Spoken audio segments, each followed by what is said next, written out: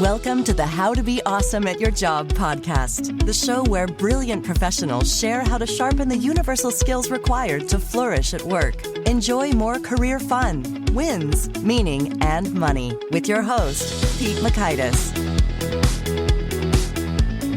Hello and welcome to episode 812 with Bill George. Bill shares some really inspiring perspective and wisdom on foundational principles for excelling as a leader and really just frankly being inspired and inspiring and living a life and career that you love and are proud of. So great stuff from Bill. You'll learn 1, what is a true north and why it's so critical.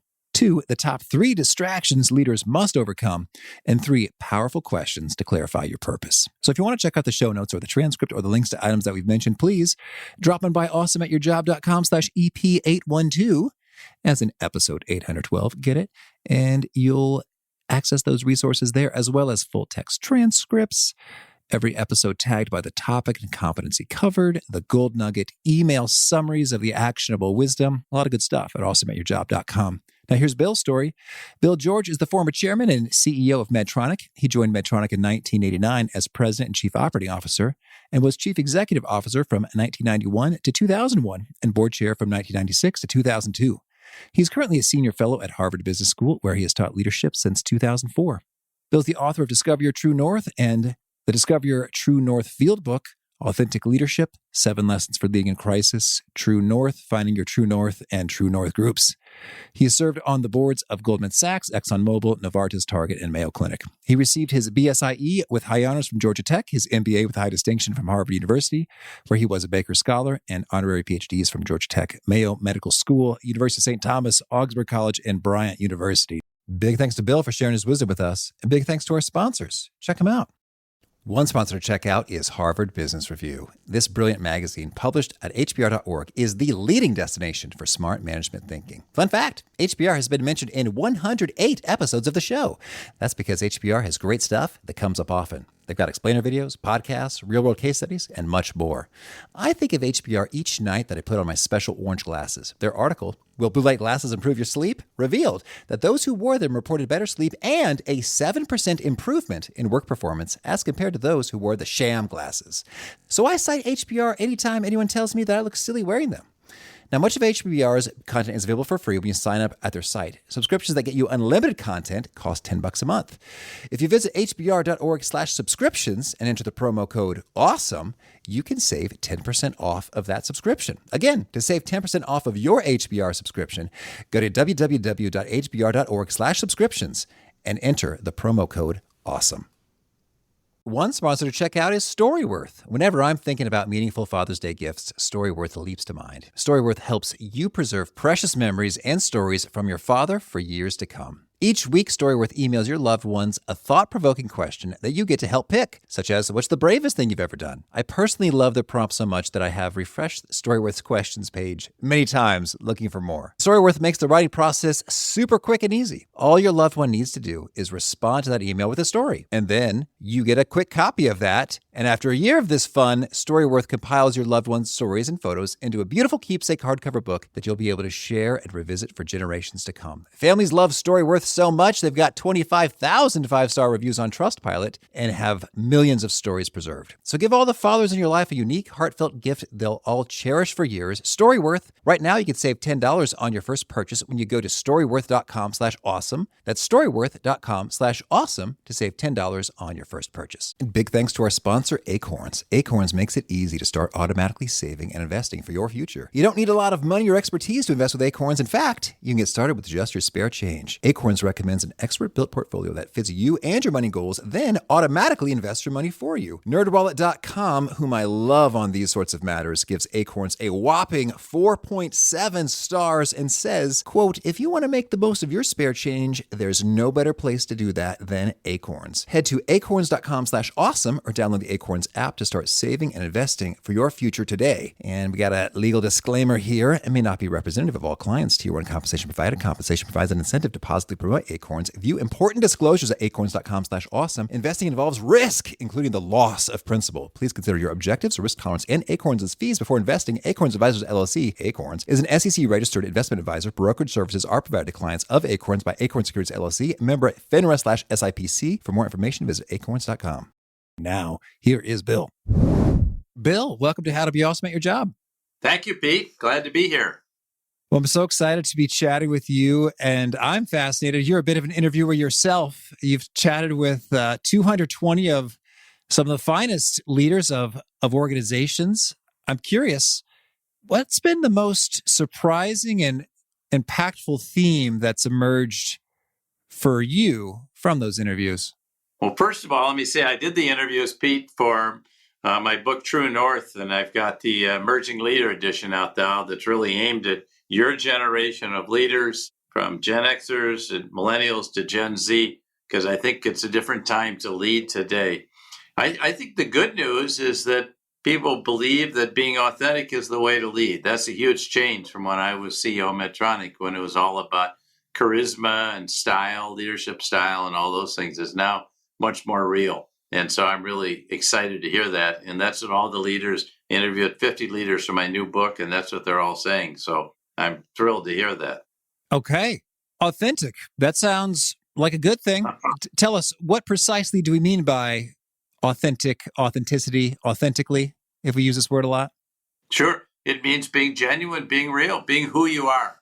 And I think for a long time, when I was growing up, you had to be something different. You were expected to emulate Jack Welch or be a different person than you are. And I think that's a big change.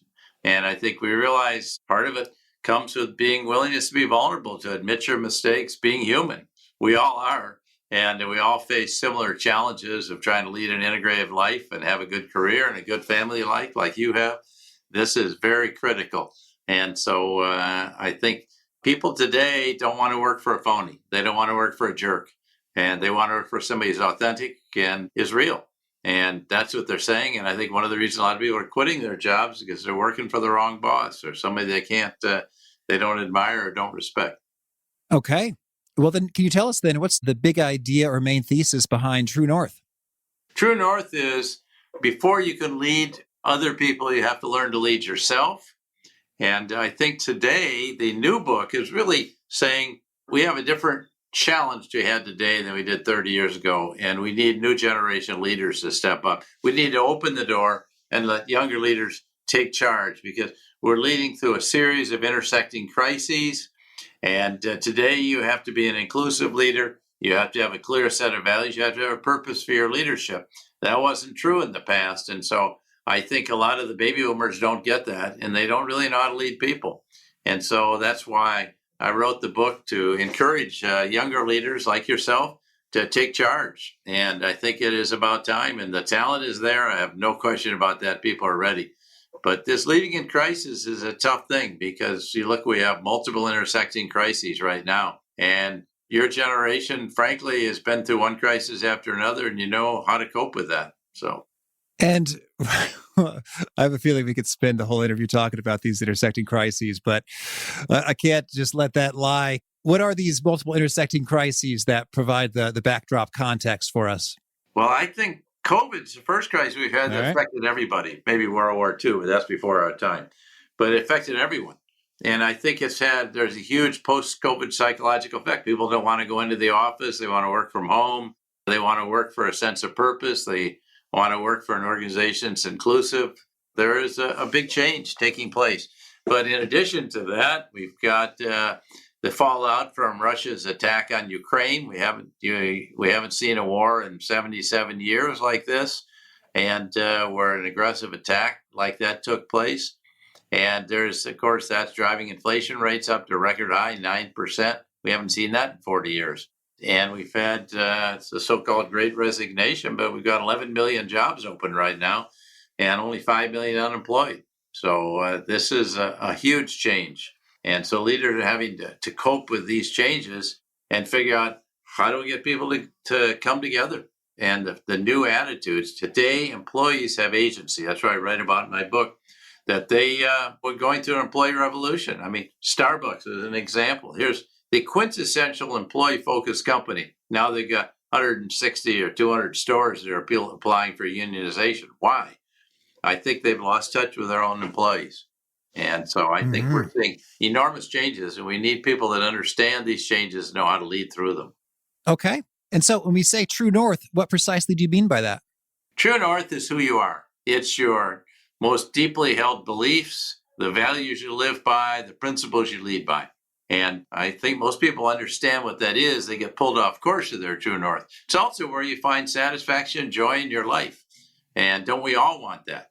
Don't we all want to say we work for a clarity of purpose and I can be who I am, live my values, and at the same time, I can find real joy and satisfaction in my work. I mean, we spend a lot of time at work. We should find it. And I think a lot of organizations just see work as drudgery, just drive people harder. It's not going to work. And so that's your true north. And then once you know your true north, then the key is, can you find an organization where you feel aligned, that their mission and values aligns with your own? Mm-hmm. And could you give us some sample articulations of true north? Does this, in some ways, it sounds like it's felt and known and experienced. Yeah. And I imagine it also can be articulated and communicated. And yet there is a distinction, it feels like, between like, oh, this is our mission statement. It's a bit different. Could you unpack that for us? Yeah, I think your true north is basically a moral compass. Mm-hmm. And if you think about that, and you see somebody like Mark Zuckerberg, who founded Facebook, brilliant guy, but he has no moral compass. So he can't decide who to let on his site and who not to have on, or what damage they're doing to offset the good. So I think true north is your moral compass. Now, I think when you understand, why are we leading? Why are you spending all this time being a leader? You really need to have a clarity of purpose. And that's what we call your North Star. That's that kind of constant point in the sky. My North Star is to help people reach their full potential. And that's what I've been trying to do since I was in college, across every organization I've worked for, and teaching now at Harvard Business School. So I think if you have that sense of your true north. Now, here's the problem with it, Pete, is that people get pulled off course. They get seduced by money, fame, and power. And these are the three great seducers. And so I think it's important to stay grounded in who you are and not let you get entrapped by that. And we've seen a lot of people that happens to, and it's a real tragedy. So, but I think, again, why would you go through your life without a sense of purpose? And so that's your North Star, and having that understanding what it's all about. Oh, now, Bill, I'm just curious. Have you chatted with Mark Zuckerberg and discussed his lack of moral compass, and how did that conversation go? No, I have not chatted with him. I've read tons of things about him, everything he said, and I don't think he'd want to chat with me. Oh, okay. He's only interested in driving more people to Facebook. And frankly, what's happening, they're being driven away right now. The young people are all moving away. Some people, older people that are still on Facebook, they don't use it anymore. Mm-hmm. Okay. And so just because I want to stick with this for a second, because, well, one, that's a bold statement. Mark Zuckerberg has no moral compass. And two, it's something I think we can relate to. It's like, people know what Facebook is and who Mark Zuckerberg is. So what would be some examples of, if Mark Zuckerberg did have a moral compass, what might that potential articulation of a North Star look, sound, feel like? And then what might be some decisions that would naturally follow from that? Well, he wouldn't found a site that sells your private information. Okay. That's where it starts. Say you're consulting a therapist. You may not want that sold, or you may not want to get requests from a lot of therapists. I mean, there are certain elements of privacy. And I think a lot of people, when they sign up, don't realize that information is going to be sold, and you're going to be profiled down to a gnat's eyebrow. And so that's one thing to be different. And you wouldn't let a lot of people on the site I know people of people that have committed suicide because they were so abused on the site. And so you would keep those people off. You would say, no, you can't come on here. We're not going to have hate speech. We're not going to do all those things. We want to have a friend site. And so I think he's kind of lost sight of all that. Now he's going to go to more of like a TikTok, short video, celebrity video, stuff like that. But I don't want to just pick on him. There are a lot of other people that have tried to lead without a clear sense of true north, and some of them like Elizabeth Holmes going to jail. I mean, Mark Zuckerberg is not doing anything illegal. I just think that he's going to lose it, and he's got a long way to go. And I think he's a young guy. He could do a lot of good for the world too. Mm-hmm. Okay. Well, so you mentioned your true north is to help others realize their full potential. Right. Could we hear some other examples of people's true norths that really do inspire, they guide their decisions, they provide a sense of satisfaction and joy in life when they're in alignment?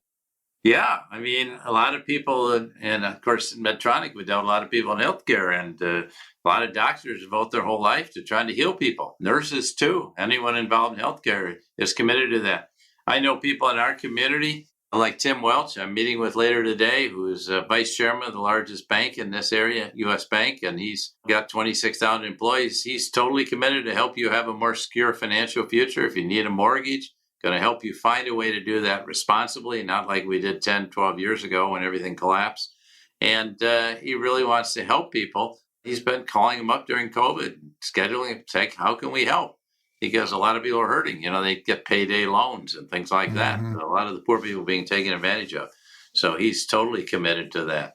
I just mentioned payday loans. A friend of mine, John Hope Bryant, that's in the book, is a former homeless man. His whole commitment is to financial literacy for the poor, so they won't be taken advantage of in their own communities. Those are a few examples. But Mary Barra is really committed to changing General Motors from fossil-fueled cars to electric cars. And she shut down all development of anything that's not an electric car. And by 2035, they'll be out of fossil-fueled cars altogether. So she's a woman that's been there 41 years, one of my former students, and just very passionately committed to it. Her role is to try to help contribute to climate change by converting the automobile industry into electric cars. Now, it's interesting, as I reflect upon the North Star, the examples that you share, some of them feel very broad and applicable in all spheres or domains of your life, like helping others realize their full potential. You can do that with a spouse, with children, etc., as opposed to financial literacy for the poor or no fossil fuel cars in this organization. It seems like sometimes they can have a more broad or narrow flavor. Is that accurate and fine? Absolutely. Yeah. And I don't think just saying, hey, I want to change the world is really too broad. Clarity about a North Star. I mean, that's too broad for me. But I think you want to understand, like, what do? I mentor people as students at Harvard Business School, all the way from MBAs up to CEOs. And I've been doing this since I was in college, not CEOs, but, that's what I do. I've been doing it. I wasn't some kind of genius in medicine and Medtronic. We had a lot of the people who invented things. And my whole idea was to build an organization where people were performing at their peak. That's good. Well, so I'm going to try one on with you and see, since I got the almighty master of True North here, Bill George. Not almighty. Nothing almighty about it. Just another guy trying to stumble through the world. We'll say a leading expert in this concept then. So I think that's something that's really resonated for me. It started my career, but I really am seeing it with my children as well. And it really does provide me with joy and satisfaction, even a rush, a thrill. And my articulation goes to discover, develop, and disseminate knowledge that transforms the experience of being alive. And that's a little bit wordier than help others realize their full potential. But that's really what I mean pretty specifically. Like, I get fired up when I hear about a thing. It's like, whoa, I never knew that. And that's awesome. that gets me going. And I'm excited to share that with other people. And sometimes I'm discovering it and curating it from others. And sometimes I'm figuring it out, cracking the code, and developing it myself. But that gets me going. Would that count as a true north, or would that be an adjacent or subsidiary concept? No, absolutely it is. And it sounds like you've made what I call in the book the I to we journey. So it's not just about Pete being the biggest man around, most important person. It's about you really are trying to share this with other people and get them fired up and excited. Absolutely. Well, thank you. If you don't have any passion for your work, hey, go quit and sit out on the beach. I hear about quiet quitting. What is quiet quitting? I mean, look, if I hate my job, quit. Go do something you love. How would you like to spend your 40 years or 30 years of your life doing something you hated? I mean, why? You only live once. But no, I love your passion for it. And yeah, you're helping other people. Hopefully with this podcast, you're helping them realize what they want to do in life and what kind of roles they want to have. Look, The reality is, Pete, we spend more time at work than anything else.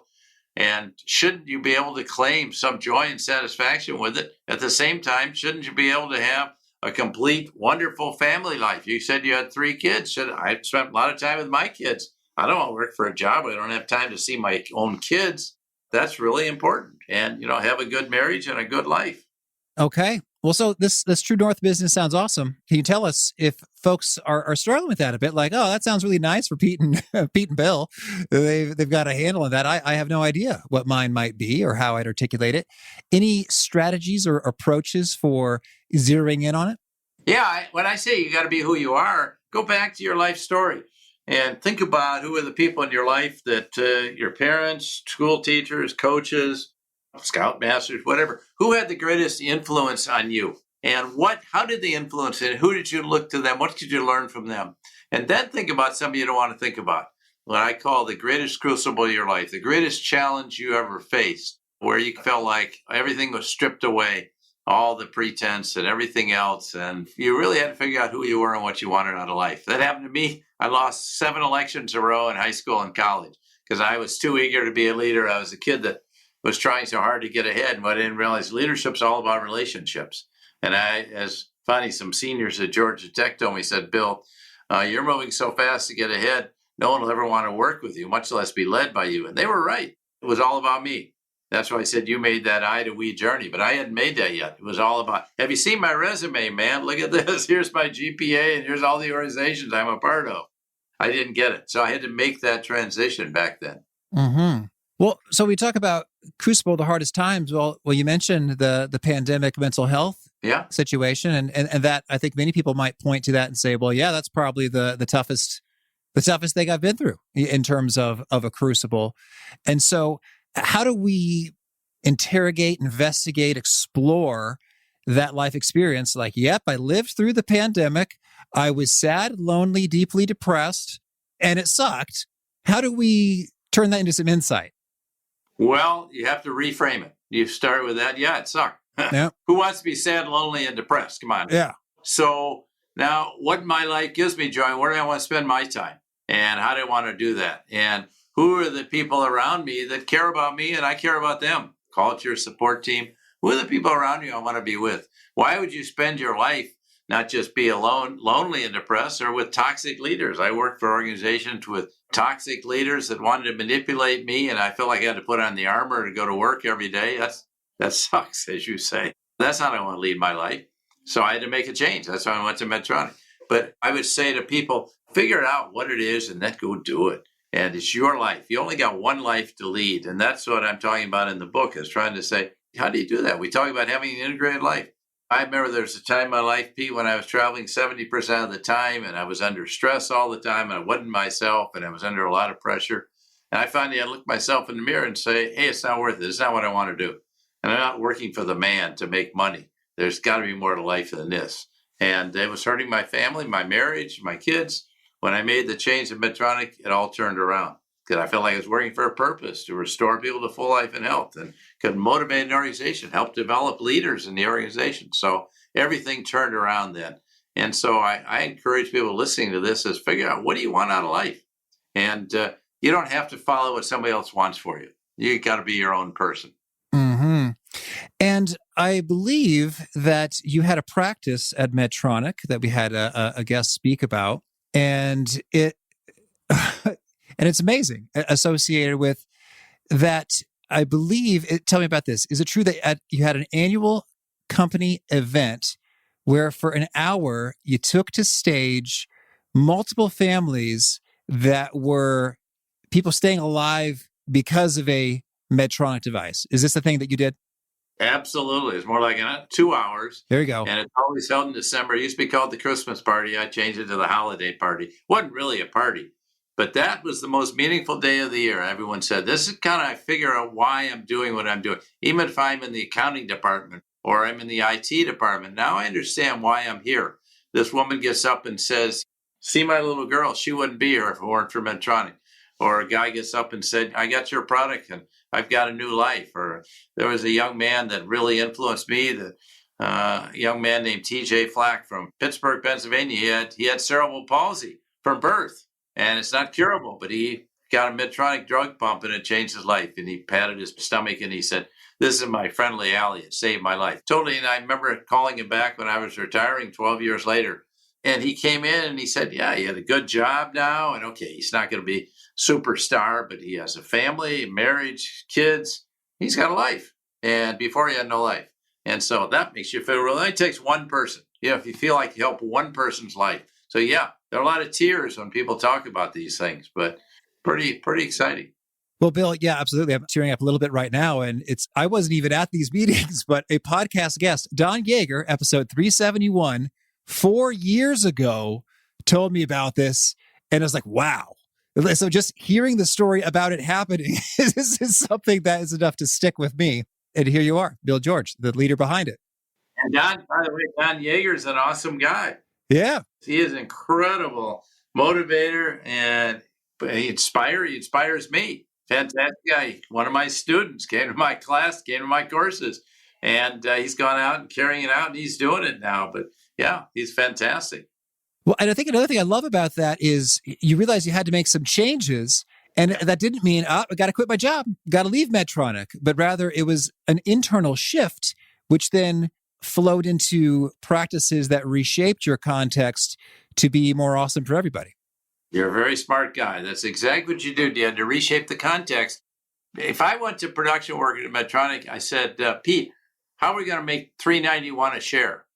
Can you help me? I'm inspired. They don't know how to do that. They know how to make a quality product. I remember a woman told me, said, "Mr. George, I make 1,000 heart valves a year. And I can tell you that if for you, 99.9% quality is fantastic. If I have one defective valve, someone's going to die. And I could never live with the fact I caused someone's death. So I am." And this woman didn't have any direct reports. She went training classes on quality of how to make a heart valve. So inspiring. She said, "But I go home at night, I'm thinking about? I'm thinking about those 7,000 people who are alive in the world today because of the heart valves I made. That's what gives me pride." Now, this woman's never going to be rich, but she's rich in her heart. Mm-hmm. And she got paid well, but she's not going to be rich. Yeah. Well, so Bill, there's a lot of inspiring stuff. If listeners are saying, yes, I want to be that kind of person who makes positive impact in these ways, what's the day-to-day, step-by-step practices, processes, conversations, stuff we do to get there? Yep. It's hard work. I mentioned processing your life story, processing your crucible. A lot of people don't want to do that. Studying, we talk about Mark Zuckerberg. How do people go off course, getting seduced by money, fame, and power? I've seen very, very successful people do that. And they kind of lost it. They didn't live in Hendersonville. They went to New York, okay? And they want to be a billionaire. I've seen people literally do that and lose their way and wind up in jail. And but I think then you have to think about, how do I become self-aware? Self-awareness is the key to anyone who wants to lead. You have to be self-aware about yourself, because the hardest person you'll ever have to lead is yourself. So then I think you need a practice. I have to be a meditator, but you need some form of introspective practice where you put all the electronics away, take 20 minutes, and really reflect. How did I show up today as a leader? What kind of person was I? And did I find fulfillment? Did I find joy in what I was doing? What kind of day was it? And do that every day. And the next thing I would recommend is surround yourself with some truth tellers that'll tell you what you don't want to hear, that'll hold a mirror up to you saying, "Bill, look how you showed up today. You were too aggressive and pressing people. Relax a little." And you need those truth tellers in your life. So I believe in 360 feedback. I believe in having people around me that will tell me when I'm getting off track, and to help pull you back. You get off track, your true north, help pull you back. Why am I worried about becoming CEO of Honeywell? Man, I don't even love the mission or the purpose. I've got to leave. And okay, does it matter if it's a much smaller company? No, I want a life.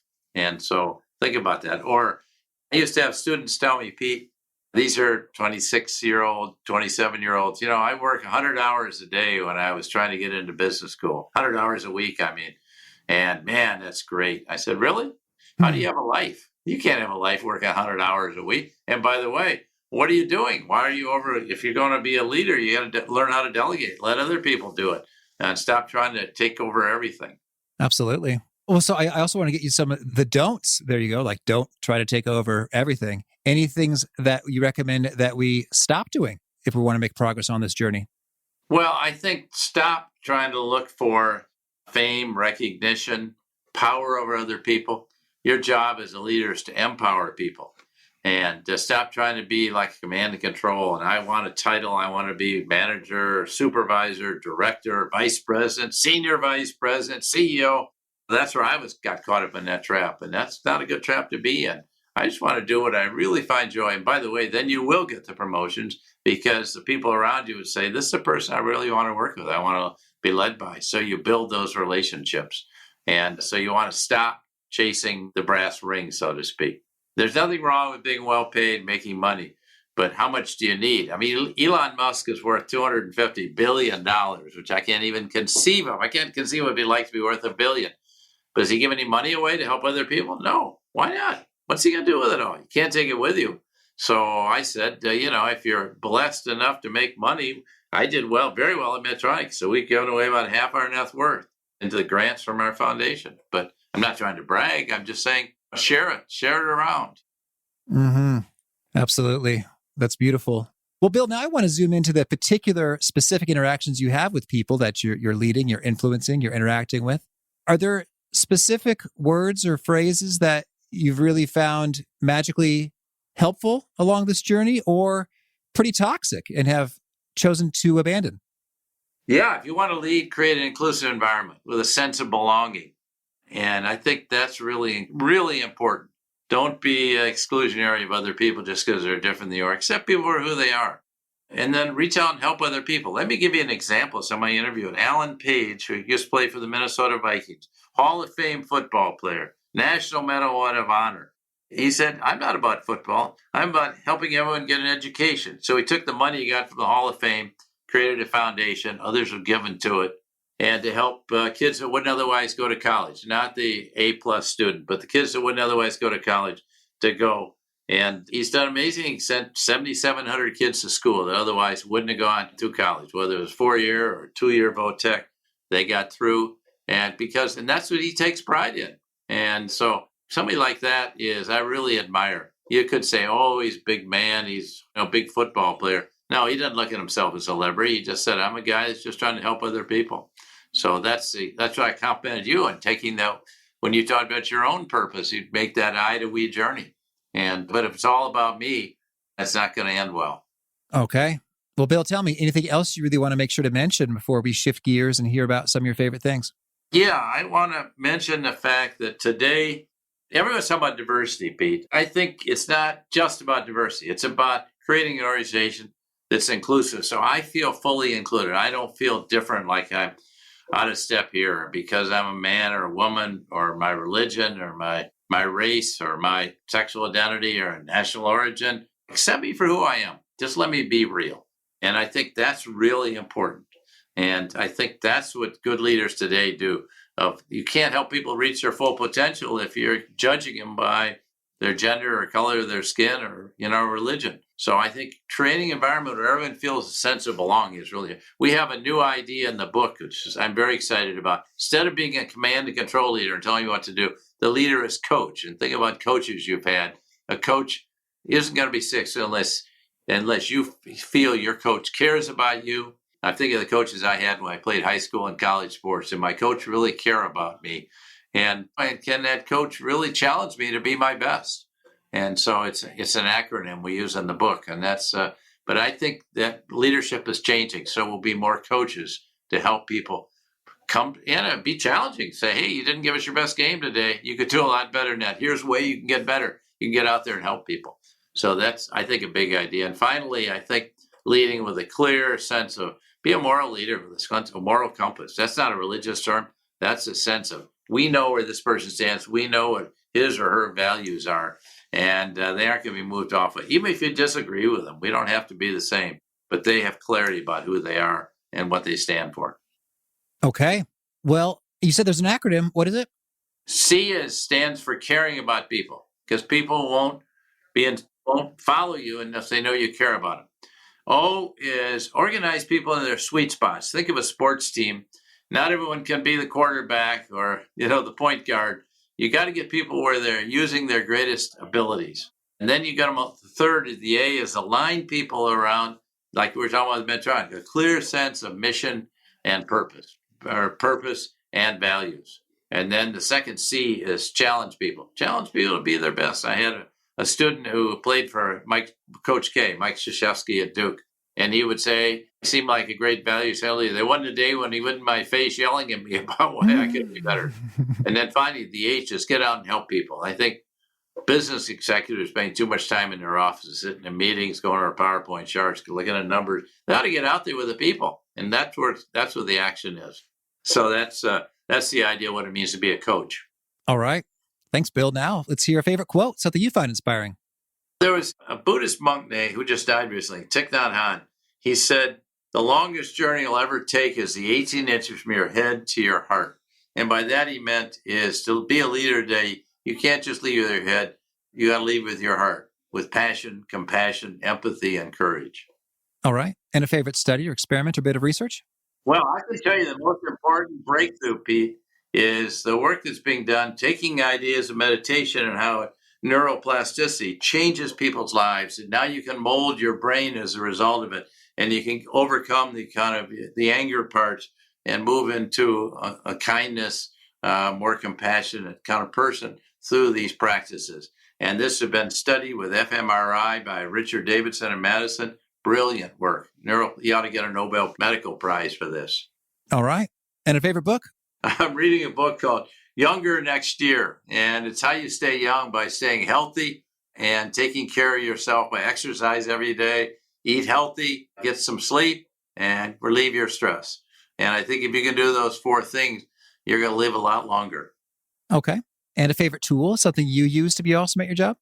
I hate to confess it, but I use social media and I use the computer a lot because now an awful lot of work is done remotely and but for whatever bad things you see, I can reach a lot of people. I've got 250,000 followers on LinkedIn and I can have dialogues with people and I try to respond to every comment that people make. I can't get them all, but I sure try. And I think it's a great tool to reach people. So the negative things I said about Facebook, something on LinkedIn just gives me a great source of networking with people that I maybe never met in person.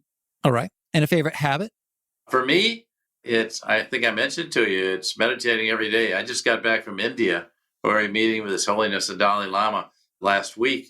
I got back on Sunday and man, I was exhausted after a 35-hour trip and I had to meditate to kind of overcome jet lag and get my health back. Is there a key nugget you share that really seems to connect and resonate with people and they quote it back to you often? I didn't make this up, but be who you are because everyone else is taken. So, okay. Yeah, be authentic. And yeah, that's what I try to do is share with people. Follow your true north. Okay. And if folks want to learn more or get in touch, where would you point them? Yeah, you should read the Emerging Leader edition of True North. It's my best book, I believe. And I'm very excited about it because it contains all these ideas that we've been talking about. And you'll find it a great guide to leading a more fulfilling life. Okay. And do you have a final challenge or call to action for folks looking to be awesome at their jobs? Yeah, you're only going to live once. Make a difference in the world. Whatever money you make, you can't take it with you. Make enough money to have a good life and take care of your families.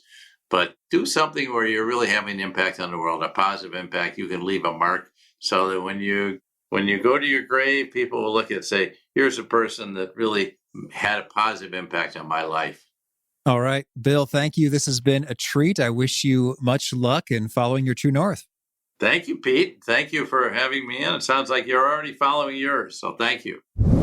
I love so much of Bill's wisdom. And what I found really inspiring was that he was able to change his environment, his circumstances right where he was at Medtronic, as opposed to having to exit. Like, this isn't working. I got to get out of here. No. How can I reshape things to make it work? And then so many people were enriched from that transformation. Really cool stuff from Bill. Again, the show notes, the transcript, and the links to items that we've referenced are at awesomeatyourjob.com/EP812. Hope to catch you next time. And peace. Thanks for listening. To get the most out of the show, we recommend 2 key things. First, check out the extra resources at awesomeatyourjob.com. You can find this episode's transcript and links, as well as the perfect episode for your situation. You can search the full text transcripts of hundreds of episodes or explore episodes tagged by topic and competency covered. Second, subscribe to the podcast and get future episodes automatically. You can subscribe by telling Siri and several other smartphones and speakers, subscribe to the How to Be Awesome at Your Job podcast, or by tapping subscribe in your podcast player of choice. If you'd like some extra help figuring out podcasts and how subscriptions work, visit awesomeatyourjob.com/subscribe for guidance. Hope to catch you on the next episode of How to Be Awesome at Your Job.